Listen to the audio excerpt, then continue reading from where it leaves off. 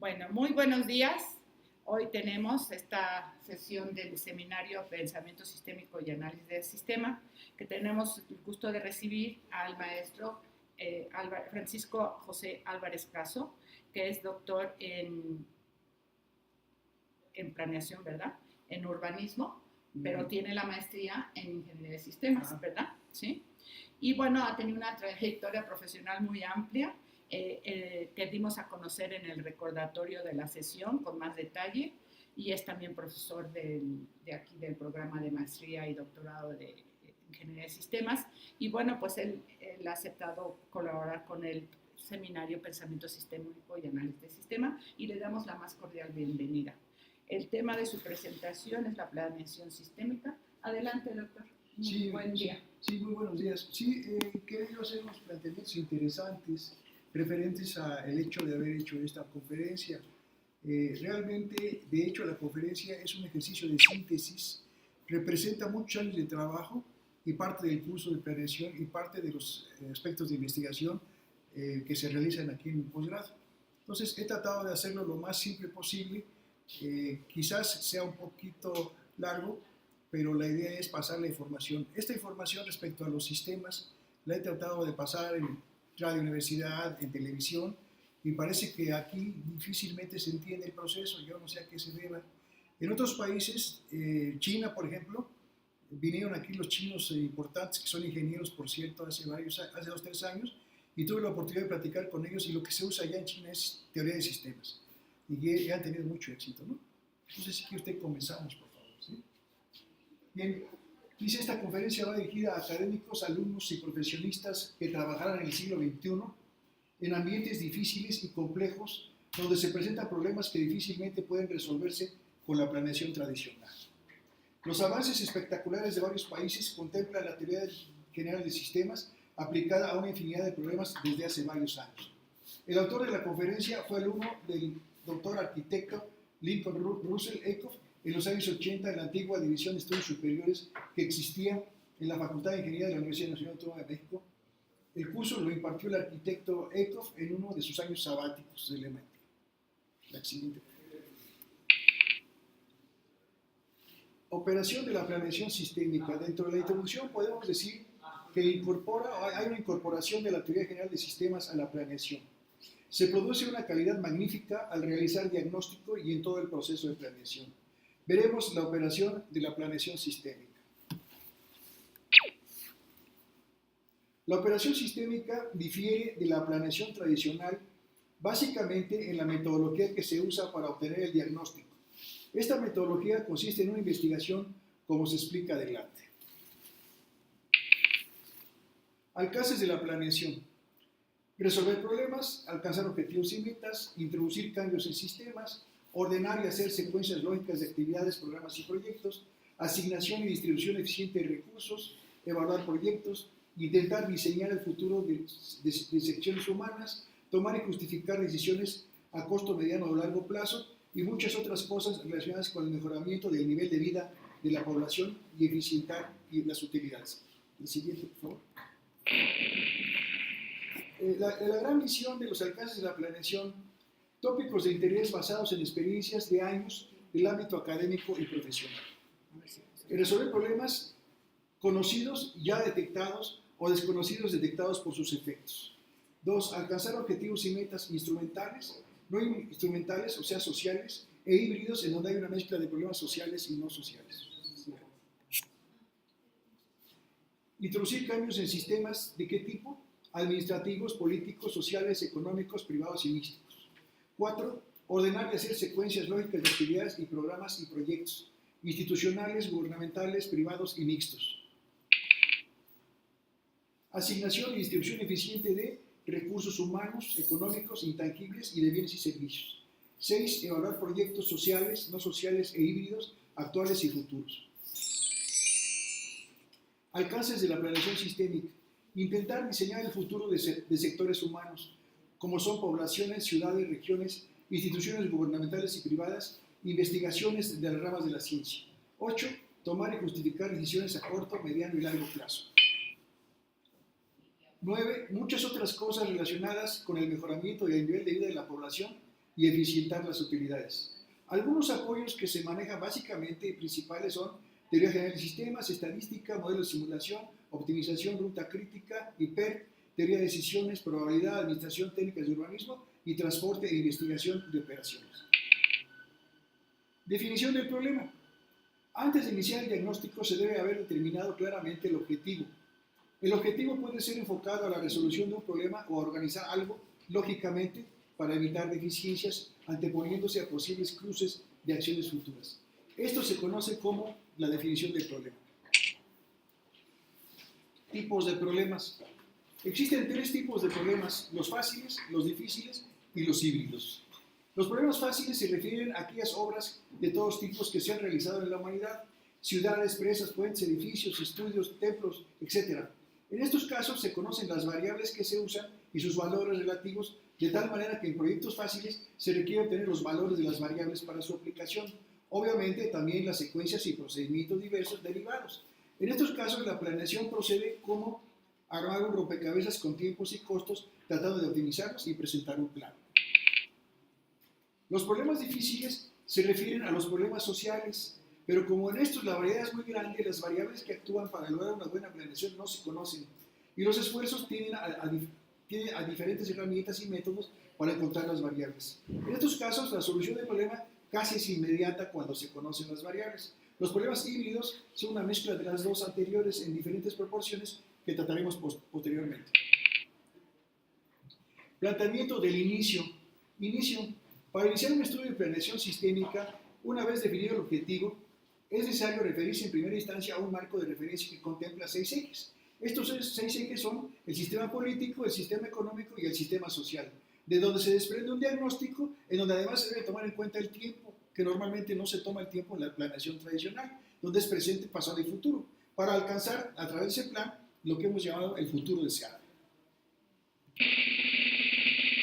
Un proceso simplificado general de investigación para crear un plan sistémico. Obviamente es el objetivo que nos arroja es decir, nos da la idea de hacer un diagnóstico, luego un pronóstico en 2 vertientes, el natural y el deseado, alternativas, evaluación e implantación. Y aquí hay algo interesante, hay aquí un mecanismo o bucle de retroalimentación que una vez que hemos ambientado el proceso, se refiere otra vez a revisar todo, revisar el objetivo, todo eso sobre lo que y aquí hay un proceso interesante que se llaman las medidas de desempeño. Estas medidas de desempeño son previsiones que se toman durante el desarrollo de la planeación para evitar desvíos. En muchos casos, las gentes que hacen planeación se encuentran temas muy interesantes y se van por ese tema y se olvidan de la planeación. La medida de desempeño está hecha con objeto de que alineen a la persona que está trabajando. Pasa mucho en las tesis. Adelante, por favor. El diagnóstico. En la planeación tradicional, la investigación consiste en hacer análisis que consiste en partir el sujeto de estudio en partes lo más pequeñas posibles y estudiar su interrelación. En la planeación sistémica, la investigación consiste en usar la teoría general de sistemas. Al usar esta teoría, en lugar de realizar análisis, se usa la síntesis. Se busca establecer cuál es el papel del tema de la investigación en una parte jerárquicamente mayor, que se llama el suprasistema. El diagnóstico proporciona una visión panorámica que permite ubicarnos de forma tal que difícilmente pueden perderse detalles y surge un fenómeno interesante. Nos convertimos en un participante del tema de investigación, como si toda la vida la hubiéramos percibido y conociéramos de sus tradiciones y características básicas con mucha profundidad. Las variables significativas. Al obtener el diagnóstico usando la teoría de sistemas, obtenemos una visión panorámica de la temática del objetivo y, si es posible, determinamos las variables significativas que controlan todo en rangos de importancia para adecuarlas según el pronóstico deseado. El pronóstico consta de 2 partes: el llamado natural, que no es más que las variables del diagnóstico evolucionando al futuro próximo, o sea, interpolando las tendencias descubiertas, y el pronóstico deseado se refiere al futuro deseado en cierto tiempo y que se logra a través de un procedimiento de inferencias o usando herramientas como la simulación, la estadística, la optimización o algún otro adecuado al tema. Los escenarios. Una de las técnicas más utilizadas es la creación de escenarios. El escenario es una imagen imaginaria del futuro deseado. Es como ver un documental del plan. A partir de este escenario se empiezan a crear actividades por semana y cada vez se pregunta, ¿cómo llegué aquí? O sea, se empieza desde el final y se va retrocediendo por semana documentando la actividad de cada semana hasta llegar al día de hoy. En cada nueva semana se pregunta cómo llegué aquí y la respuesta se concreta en una actividad. Estas actividades se presupuestan en tiempo y costo y pasan a formar parte de una ruta crítica. La que sigue, por favor. Procedimientos de solución. Aquí estoy planteando en forma gráfica un procedimiento de solución que se presenta en todo proceso de investigación.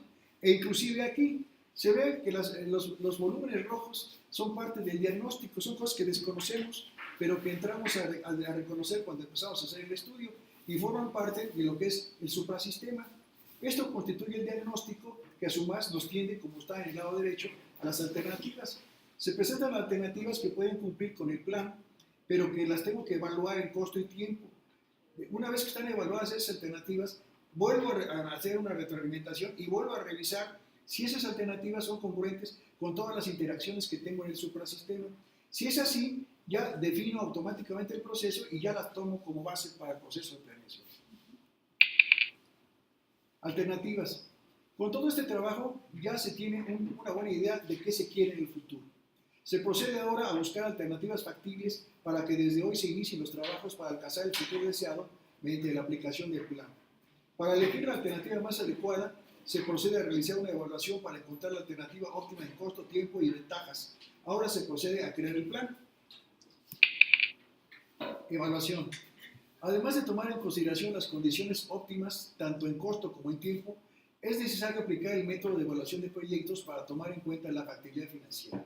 Dependiendo del tipo de plan, debe considerarse también los posibles costos sociales y los de mantenimiento durante la vida útil del proyecto. Aquí está una gráfica que ilustra básicamente lo mencionado antes. Primero, el 1 es el diagnóstico, el 2 están los pronósticos, el natural, que es el que está en el número 2, y las alternativas para llegar a lo que es el futuro deseado. Una vez establecido el número deseado, se va a la parte 3 que está abajo, que es la evaluación, se escoge la alternativa óptima y luego se pasa al 5, que es empezar a hacer la implantación, y arriba se llega al futuro deseado. O sea, es una condensación de procesos. Sígalo, por favor. El futuro deseado se logra acercarse al futuro deseado de acuerdo a la problemática que se plantee.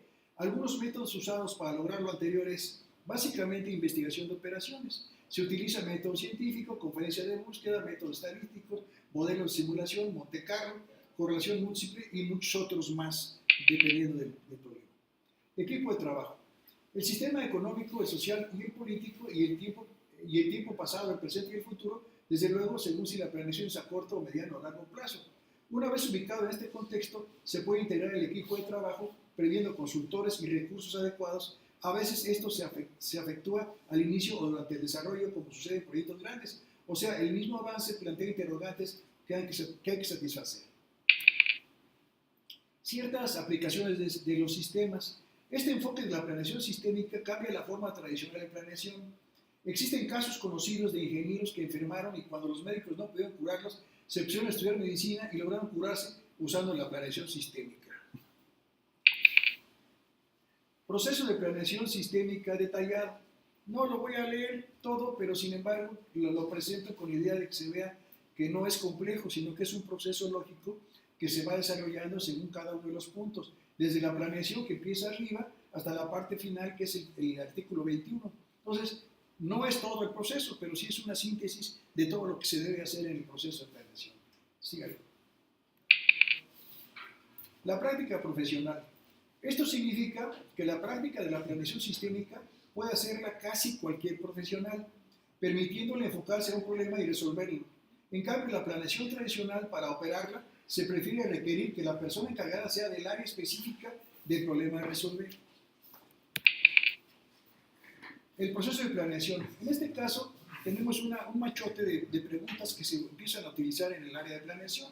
Por ejemplo, la primera dice, ¿cómo hemos llegado a donde estamos hoy?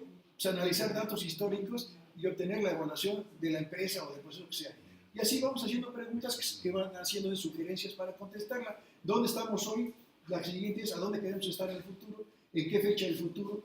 ¿Cómo medimos nuestro avance? ¿Cómo llegamos? ¿Cómo rastreamos o hacemos el seguimiento? Desde luego, los interesados pueden ver con todo detalle la conferencia y hay sugerencias que se están planteando, según la experiencia, se van a plantear sugerencias para poder ir tomando el problema. Implantación.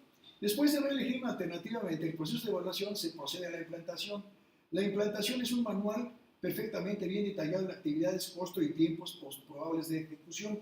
Este manual todavía no enfrenta la realidad presente al aplicar el plan y se necesita adaptar el sitio o empresa o la organización para iniciar operaciones. Se debe aclarar que esta realidad ya se conoció en el diagnóstico, pero puede cambiar o modificarse en el tiempo. En ocasiones, al realizar la implantación, puede haber planteamientos que produzcan cambios sustanciales en el plan.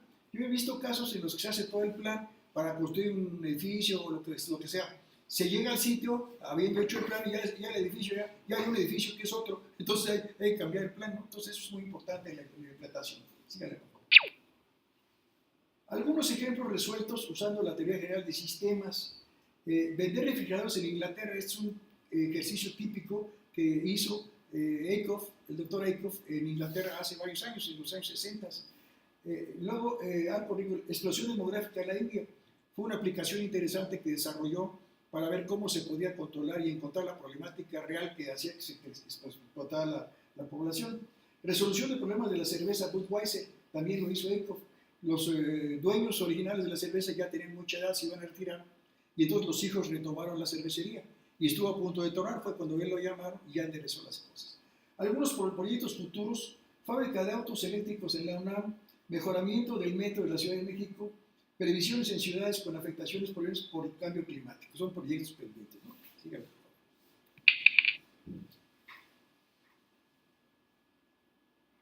Se concluye basándonos en los principios de eficacia y eficiencia que la planeación sistémica arroja planes dirigidos a cumplir el objetivo. Es más económico y establece una identidad de plan en el mundo comercial o social y logra un alto porcentaje de evitar contradicciones tan frecuentes en la realidad actual. Atentamente, su servidor. Muchas gracias.